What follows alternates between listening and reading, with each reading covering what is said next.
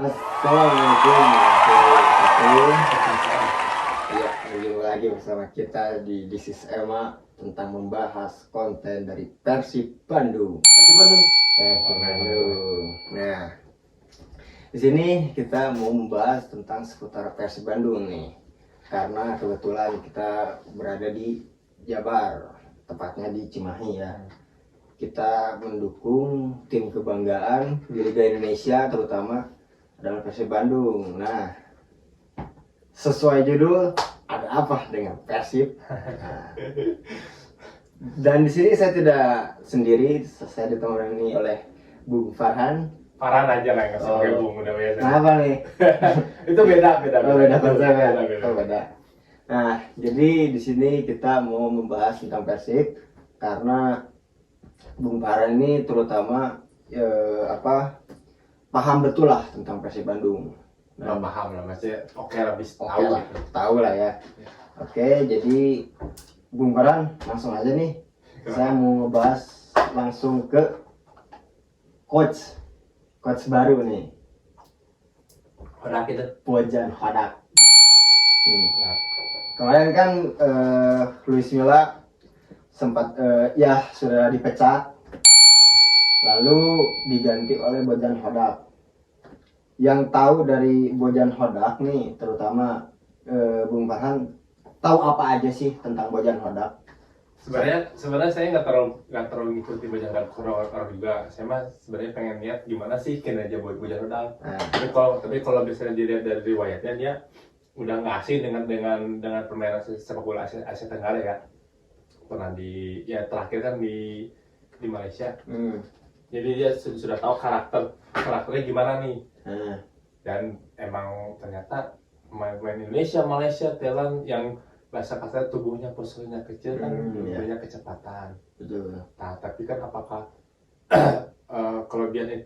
kelebihan pemain Asia Tenggara yang punya kecepatan itu bisa apa sih namanya, bisa masuk dalam skema? Soalnya pasti rata-rata pelatih luar lebih taktikal kan, taktiknya lebih kepake. Nah, orang Indonesia, terutama orang Indonesia, bisa nggak gitu kepake gitu, taktikalnya. Terus kemarin tuh lawan waktu pas dia datang, waktu dia kan nggak langsung nanganin kan. Waktu Ditangani oleh Yaya dulu ya. Iya, waktu kemarin waktu lawan Persis Solo. Dari permainan langsung ke permainan aja nih. Benar. Gimana sih permainan Bojan Hodak saat melatih Persib nih? Kalau dari match kemarin sih emang belum terlalu kelihatan ya. Dan baru juga ya. Ya, dan juga masih banyak PR juga di belakang. Emang yang pertama harus dibenahi itu harus lini belakang dulu. Lini tengah, lini depan, akhir. Harus lini belakang dulu. Kemarin juga emang kebobolan dulu, emang layak kebobolan sih. Dan Persib juga emang dari permainan bikin peluang terus, memanfaatkan peluang terus. Persis Solo di tengah kosong selalu dimanfaatin. Si Dedi sampai pernah bikin peluang sampai masuk ke dalam Jadi pun ngapung ya. Iya, kalau iya selalu memanfaatkan. Terjadilah gol si Ciro itu kan. Itu Ciro kan maksudnya itu apa? Bukan dari skema, cuman emang berdiri kosong, tendangannya juga bagus. Dari itu belajar ke Quaresma kayaknya ya. Doang lagi keren gitu atau. Itu jarang-jarang itu pemain. Berarti ada perubahan yang signifikan dari Persib Bandung saat dilatih oleh Luis Milla, atau memang berubah juga nih gameplaynya saat sama Bojan Hodak? Atau sama aja gitu?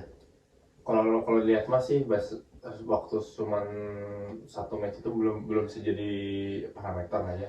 Berarti improve aja pemain itu mah ya. Ya. Tapi kelihatan dan kemarin pemain pengen menunjukkan bahwa dia pengen berada di posisi starting line up. Kelihatan mainnya semua ngotot bagus.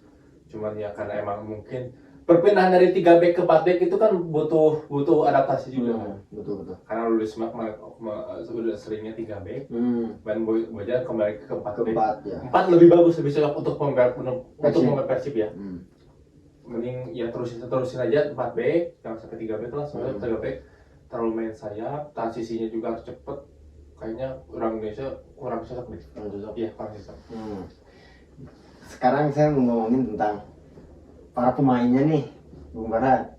Main. Oke. Seperti judul ada apa dengan Persib?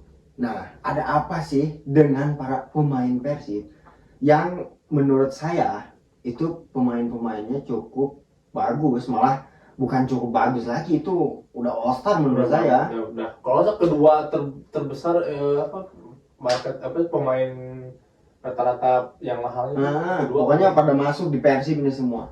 Tapi kok bisa sih ada serinya, ada kalahnya. Kalau nggak salah menang baru 1 kali ya? Sekali, kalah 2 kali, seri 4. Nah, kebanyakan seri ini. Ada apa sih dengan para player ini? Kok bisa sampai seperti ini gitu? Ya karena emang peninggalan Luis Milla ya, yang karena kan kemenangan 1 seri waktu sebelumnya berarti seri 3 kalah sekali itu sebenarnya nggak untuk saya ya nggak terlalu buruk-buruk amat sih. Karena sekarang aja contoh 16 peringkat 16 berarti 16 peringkat 1 itu cuma beda 6 poin. Iya. Sedangkan peringkat 16 jauh. Tapi cuma berjarak 6 poin itu sebenarnya nggak buruk sih sebenarnya, nggak buruk, asli nggak buruk, cuma butuh waktu aja lah. Cuman saya mah ini mewakili dari para bobotoh ya. Kok permainan Persib itu kayak gini-gini, padahal pemainnya tuh pemain bintang semua. Ya kok kenapa sih nggak klasemen di atas lah mungkin ya? Ya Kenapa harus di bawah gitu di posisi 16? wajar sih emang, karena emang Boboto emang targetnya setiap musim selalu juara. Persib itu pasti targetnya setiap musim juara. Wajar sih emang, karena emang tekanan juga besar. Boboto kan euforianya sangat fanatik banget terhadap Persib. Wajar kalau pengen juara, apalagi sekarang peringkat 16 emang sangat jangan sampai di sana gitu. Itu bukan posisi kita. Cuman ya belajarlah prosesnya sekarang sepak bola udah modern, harus belajar proses. Sekarang pelatih mana yang bisa ngangkat tim langsung ke naik? Cuma beberapa. Itu pun langsung contoh Chelsea di Matteo. Langsung juara. Habis itu sampai sekarang nggak ada ngelatih. Nggak ada. Ya kan? Coba itu karena emang karena pemainnya sih, kembali ke pemain karena ambisi pemain itu besar. Terus jadi kalau misalnya dari pemain kenapa bisa bakatnya bagus ya, pemain mahal semua, kenapa harus di 19? Karena sebenarnya pemain bagus kayak datang si Levi Madinda itu belum kelihatan, cuman dari sentuhan pertama dari visinya masih oke lah, nggak buruk-buruk amat. Dia beberapa kali dia lihat peluang masuk walaupun kadang suka ke blok gitu, cuman dia udah tahu, udah bisa melihat bagus. Sebenarnya bagus, cuman butuh waktu doang. Terus siapa lagi, Alberto kayaknya sedangin juga itu kayaknya terlalu banyak bikin kesalahan. Sedangin lah 2-3 pertandingan, habis itu mainin lagi biar ada persaingan di antara back Persib itu. David da Silva oke, sebenarnya masih oke, cuma karena mandul kan ya. Sebenarnya David da Silva tuh dijaga kata tuh sama B. Jadi fokus tuh BP kalau tuh David da Silva. Yang mana dari tahun-tahun mungkin ya karena kemarin kan top skor mungkin ya. Jadi targeting yang harus dijaga yaitu David da Silva ya. Cuman sekarang kan top skornya Ciro 4 gol. Cuma ya tinggal tunggu waktu aja lah. Ya saya percaya sih bakal salah satu pemain itu bakal lebih dari 20 gol, percaya. Amin lah, amin kan ngalanya. Nah tadi ngomongin soal seputar tadi nih Bung Farhan ngomong pemain Levi Madinda nih. Nah Levi Madinda itu rekrutan dari siapa sih sebenarnya? Apakah dari Bojan Hodak atau dari manajemen? Kok bisa sih tiba-tiba pemain dari asal Gabon kalau nggak salah ya? Asal Gabon yang kita tidak tahu siapa itu pemain, yang kita tahu hanya dia bermain di Malaysia. Kok bisa sih bisa nge-scout orang dari Gabon lalu bisa direkrut oleh Persib. Dan juga bagaimana dia apakah cocok bermain di Persib atau gimana nih? Sebenarnya Levi Badinda menurut saya karena ini ya, karena panik bayi sejak Luis Milla butek, sedangkan si Tiron kan langsung cedera. Butuh posisi itu, Playmaker lah ya. butuh playmaker posisi itu, pelapis Beckham lah masalah, atau emang menggantikan Beckham ini pelapisnya.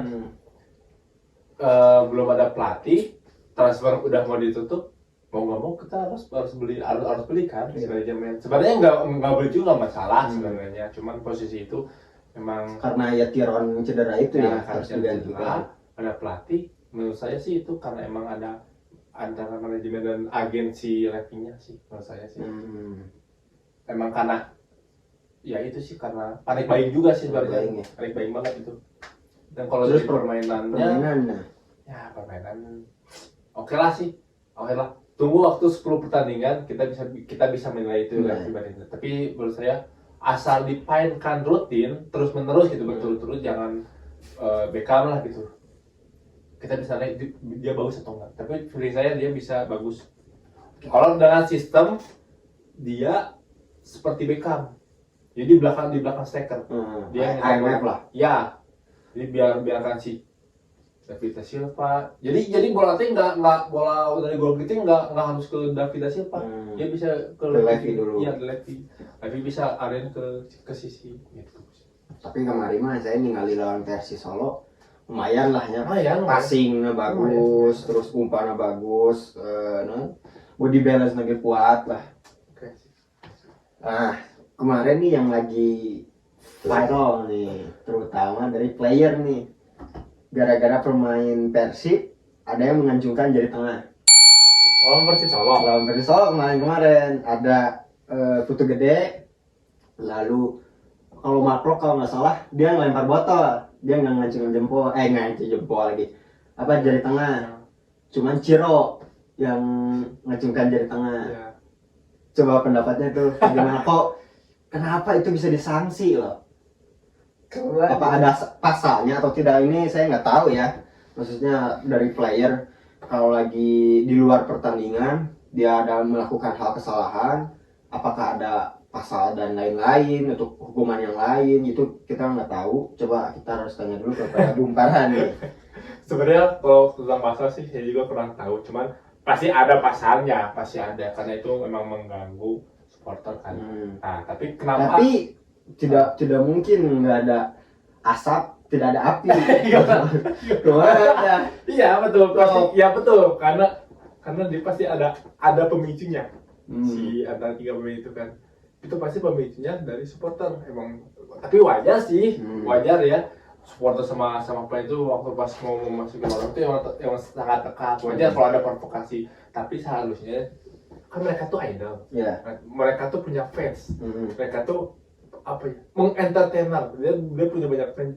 Harusnya nggak boleh seperti itu, emang nggak boleh itu apa ya, perilaku dia tercoreng dan emang layak disanksi. Cuma sanksinya emang berat sih, 2 pertandingan dan 75 juta. 75 juta. Kalau si Putu itu 4 pertandingan, makanya langsung Persib mengajukan banding ke Komdis kalau nggak salah. Ya semoga sih dikurangin minimal 1 pertandingan. Terus nangis denda oke duitnya. Iya, denda 75 juta kali 3 udah 200-an. 125 gede dong. Gede banget itu. 1% atau mentenya jadi SMA-nya. Yang ruko ya, boleh. Oke, mungkin itulah dari sanksi pemain ya yang tadi saya bicarakan. Lalu saya mau ngebahas tentang manajemen nih. Bung Farhan nih kemarin keras ini manajemen itu. Saya kemarin komen di Instagram. Bung Farhan bilang pemain tidak salah, yang salah itu manajemen. Nah, apa sih maksud dari Bung Farhan itu? Coba. Aduh, itu komen harusnya jangan serius ya. Gak apa-apa, ini cuma statement doang. Ya mungkin keluh kesah kita lah. Sebenarnya emang kadang bobotoh itu selalu pemain main jelek langsung jelek, wah jelek Alberto jelek, oh langsung gini butuh gede bukan bener siapa Sato bukan bener apa, selalu di ngejudge ke pemain kan.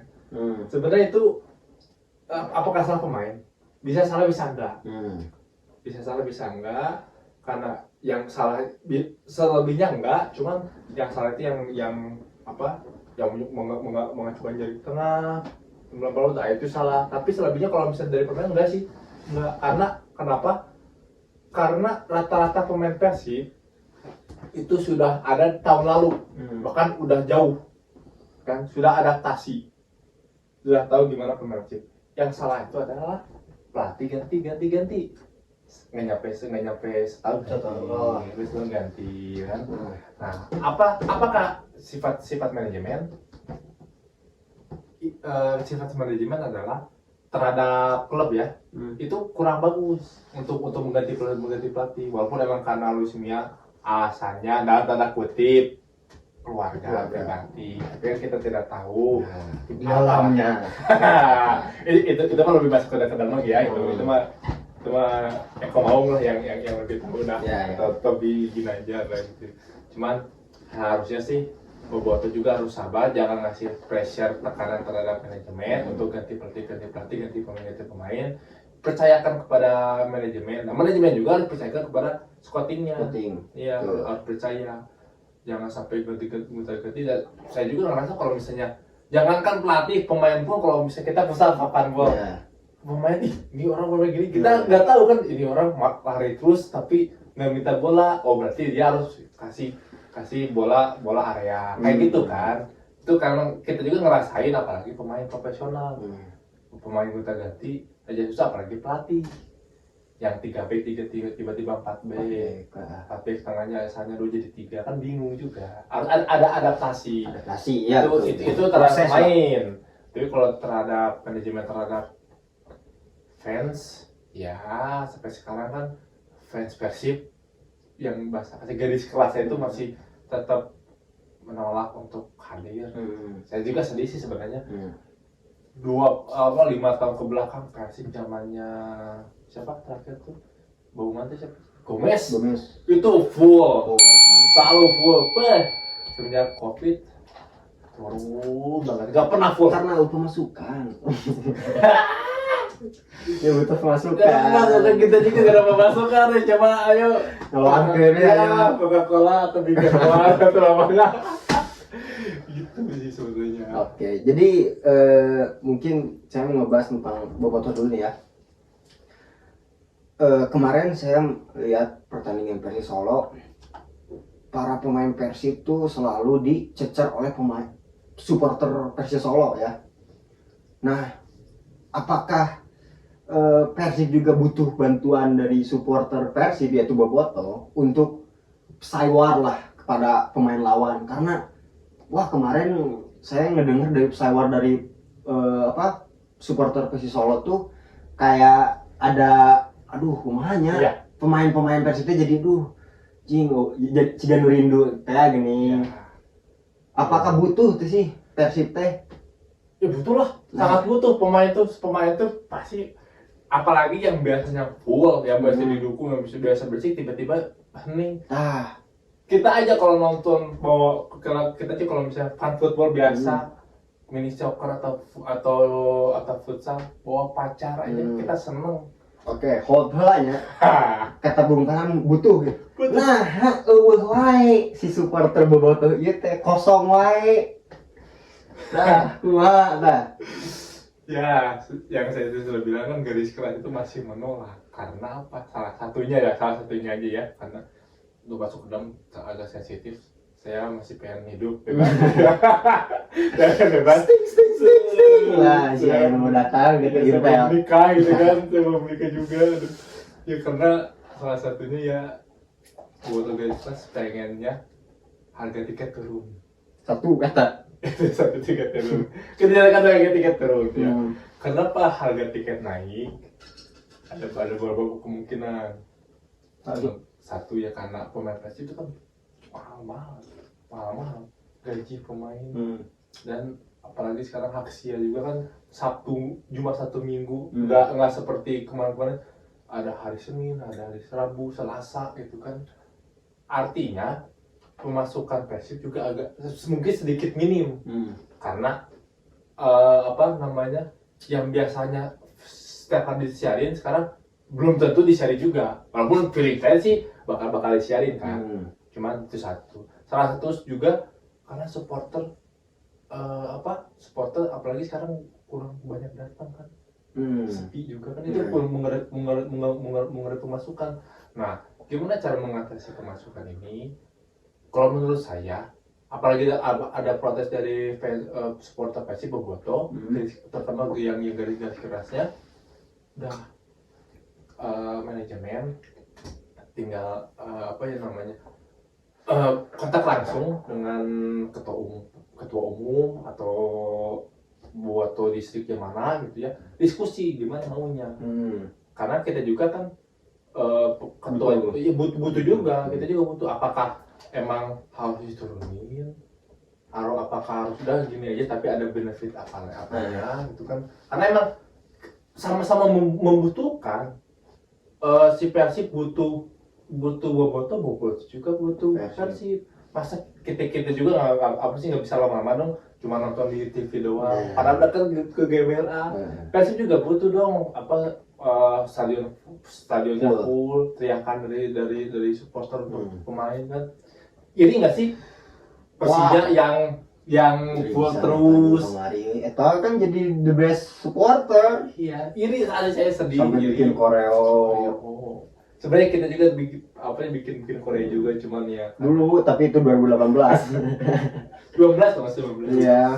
Gitu, tapi ya semoga lah ada kejelasan terhadap manajemen dan Boboto gitu ya. Semoga juga Persib juga bisa, setiap pertandingan Persib bisa ada penonton bahkan sampai full lah gitu. Jangan sampai. Tapi kemarin saya itu lihat di Twitter bahwa ada pertemuan dari supporter Persib yaitu Boboto dengan pihak kalau nggak salah pihak manajemen, nggak tahu itu ulang tahun atau apa, jadi kayak bikin perkumpulan gitu.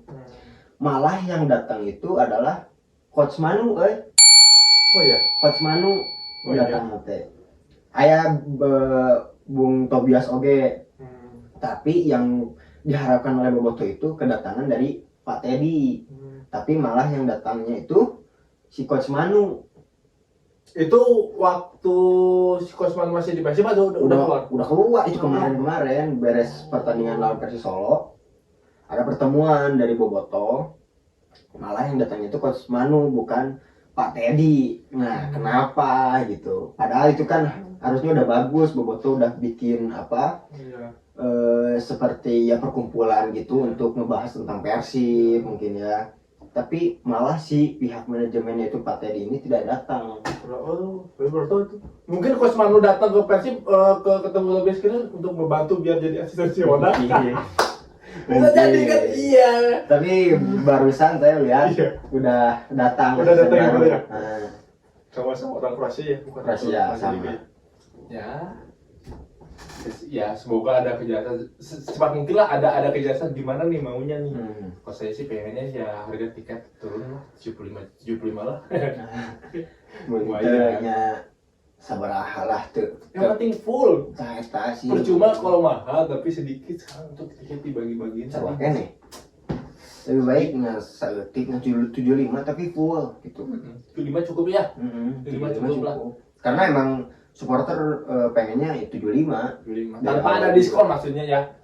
Kalau kemarin kan 100.000 diskon 20%, 10%. Udah jangan ada diskon langsung aja tek net gitu 75, 250, 10.000. Oke, paling saya mau ngebahas tentang ini sih Bung Paras.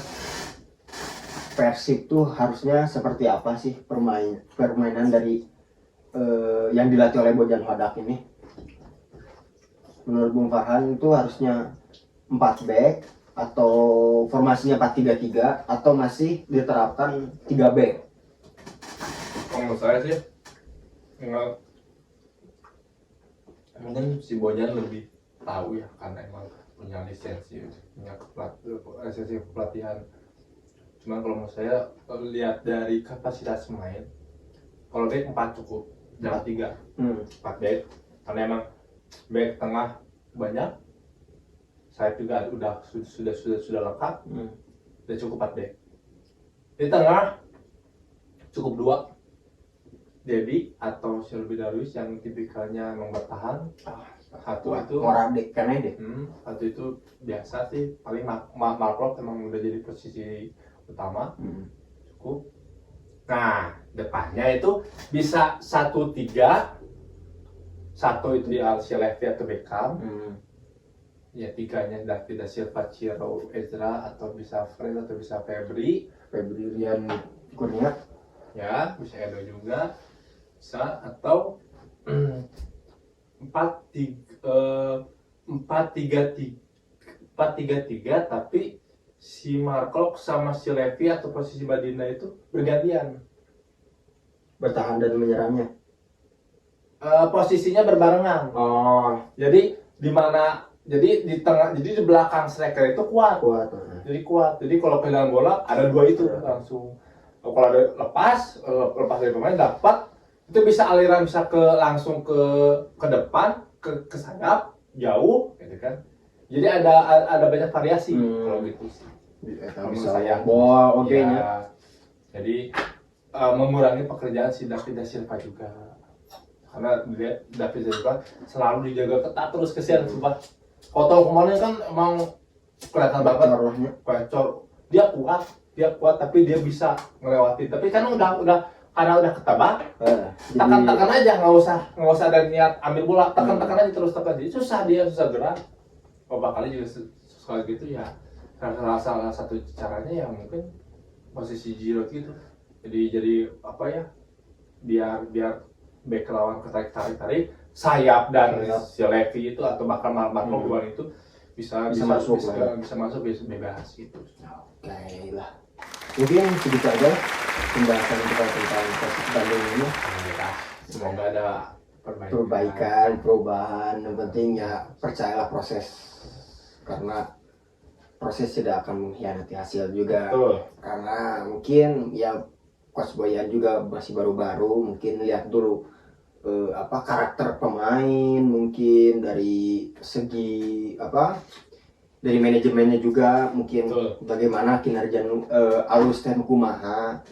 Terus ya pasti butuh dukungan juga lah dari supporter Bobotoh.